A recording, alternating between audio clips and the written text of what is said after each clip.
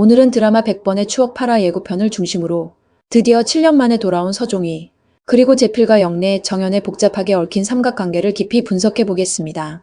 먼저 7화의 마지막 장면부터 짚어볼 필요가 있습니다. 주리 미용실의 VVIP 손님으로 등장한 한 여인. 모두가 숨을 멈춘 그 순간 문을 열고 들어온 인물은 다름 아닌 서종희였습니다. 7년 전 노상식 사건 이후 감쪽같이 사라졌던 그녀가 이번엔 대한그룹 회장님의 외동딸이라는 이름으로 돌아왔습니다. 여기서부터 시청자들의 궁금증이 폭발했죠. 어떻게 서종희가 대기업 회장님의 딸이 된 거야? 그녀는 진짜 회장님의 딸일까요? 아니면 또 다른 비밀을 가지고 있을까요? 오늘은 바로 그 부분부터 시작해 보겠습니다. 우리가 알고 있던 서종희는 버스 안내양으로 시작했지만 누구보다 당당하고 주체적인 인물이었습니다. 그녀의 꿈은 단순히 가난에서 벗어나는 것이 아니라 무대 위에서 자신을 증명하는 것이었죠. 7화 예고에서 종희가 제 과거도 잊어주세요 라고 말했을 때 그건 단순한 부끄러움이 아니라 정체의 전환을 의미하는 대사였습니다. 즉 서종희는 7년의 공백 동안 완전히 다른 인생을 살았다는 암시입니다. 그녀가 대한그룹의 외동딸로 소개된 이유는 세 가지 가능성으로 나눠볼 수 있습니다. 첫 번째 가능성은 입양 혹은 후견 관계입니다. 6화에서 종희는 파업가 사건의 여파로 도망치듯 사라졌습니다. 그 시점에서 사회적으로 보호받을 수 있는 유일한 통로는 후원자였죠.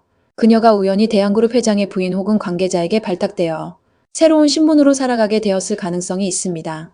이건 드라마의 시대적 배경상 매우 현실적인 설정이기도 합니다.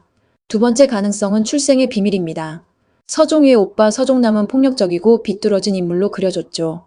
그런데 그가 종희를 끊임없이 쫓았던 이유가 단순히 돈 때문만은 아닐 수도 있습니다. 혹시 그녀가 자신과 다른 피를 이은 존재였다는 사실을 알고 있었을지도 모릅니다. 즉 종희가 실은 대한그룹 회장의 숨겨진 딸이었고 사건 이후 그 존재가 드러나면서 회장이 그녀를 데려간 것일 수도 있습니다.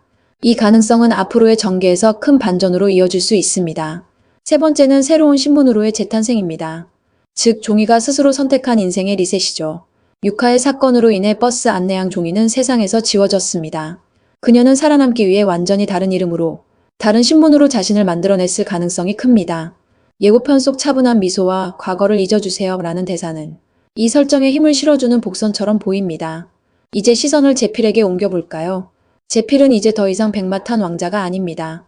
아버지 한기복의 백화점은 몰락했고 지금 그는 인턴 의사로 현실적인 삶을 살아가고 있습니다.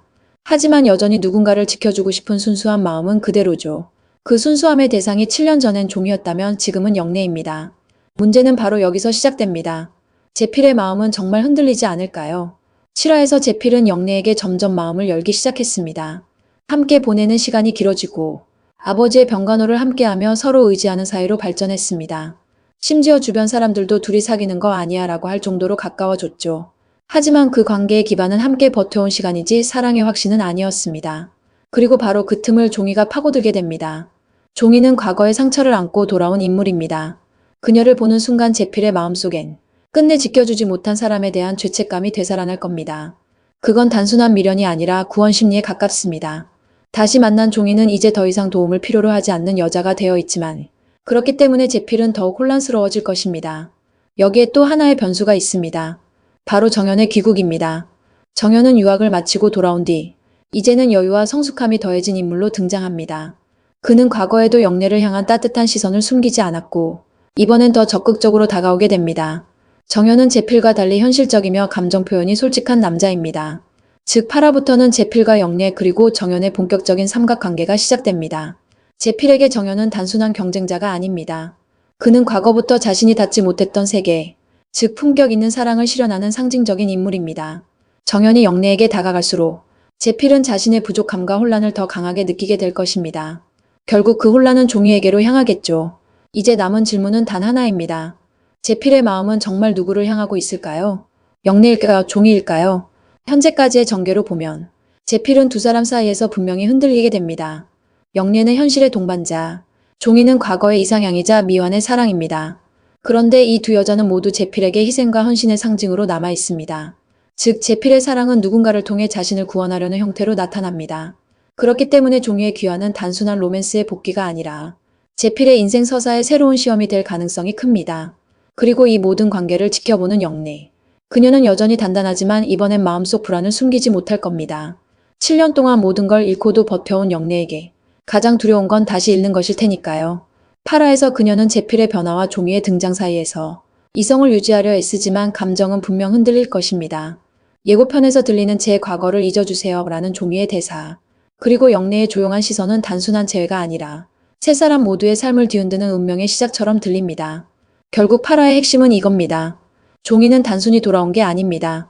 그녀는 과거를 버리고 새로운 신분으로 재탄생한 인물입니다. 그리고 그 변화가 세 사람의 관계를 송두리째 흔들 것입니다. 제필의 마음은 흔들리고 영래의 마음은 흔들리며 정연의 등장은 그 흔들림에 불을 붙이는 역할을 하게 될 것입니다. 과연 종이는 왜 지금 이 시점에 돌아온 걸까요? 그녀의 귀환은 단순한 운명일까요? 아니면 철저히 계획된 선택일까요? 그 답은 8화에서 서서히 밝혀질 것입니다. 지금까지 100번의 추억 8화 예고 분석이었습니다. 오늘 영상이 도움이 되셨다면 좋아요와 구독, 그리고 알림 설정 부탁드립니다.